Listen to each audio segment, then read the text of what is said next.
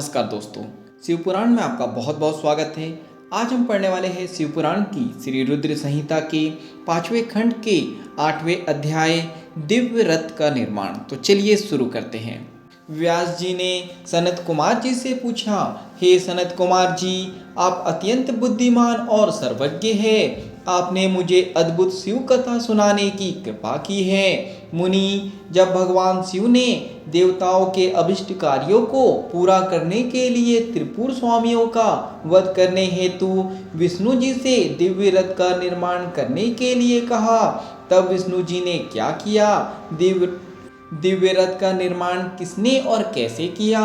सूत जी बोले, हे मुने, व्यास जी की यह बात सुनकर सनत कुमार जी ने भगवान शिव के चरणों का ध्यान करके कहा, भगवान शिव के लिए दिव्य रथ के निर्माण करने के लिए देवताओं ने अपने शिल्पी विश्व कुमार को बुलाकर उन्हें कार्य सौंपा। तब भगवान शिव के अनुरूप ही विश्वकर्मा ने उनके लिए रथ का निर्माण किया। उस रथ के समान कोई दूसरा रथ नहीं था। वह दिव्य रथ सोने का बना हुआ था। उस रथ के दाएं पहिए में सूर्य और बाएं पहिए में चंद्रमा लगे हुए थे।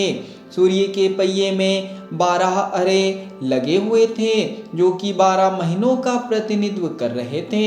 चंद्रमा के पहिए में लगे 16 अरे चंद्रमा की 16 कलाओं का प्रदर्शन कर रहे थे। ब्रह्मांड में विद्यमान अश्विनी आदि 27 नक्षत्र उस रथ के पीछे के भाग की शोभा बढ़ा रहे थे। 6 ऋतु सूर्य और चंद्रमा के बने पहियों की धुरी बनी। अंतरिक्ष रथ के आगे का भाग और मंत्राचल पर्वत उस रथ में बैठने का स्थान बना तथा संवत्सर रथ का वेग बनकर उसे गति प्रदान करने लगा। इंद्रियां उस दिव्य रथ को चारों ओर से सुसज्जित किए थी तथा श्रद्धा रथ की चाल बनी।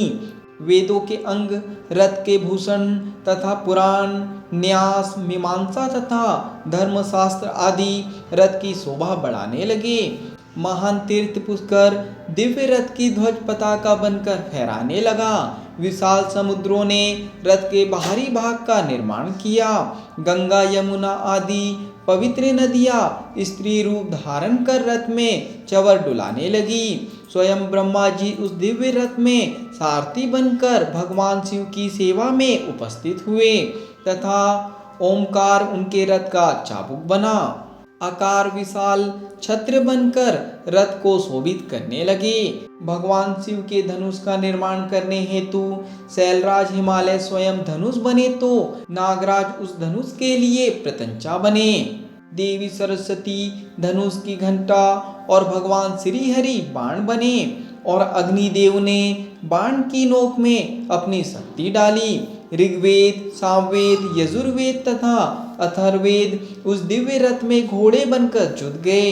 वायुदेव बाजा बजाने लगे। उस दिव्य रथ में इस ब्रह्मांड की हर वस्तु उपयोगिता बढ़ा रही थी। इस प्रकार देवताओं के शिल्पी विश्व कुमार ने उस उत्तम दिव्य रथ का निर्माण किया।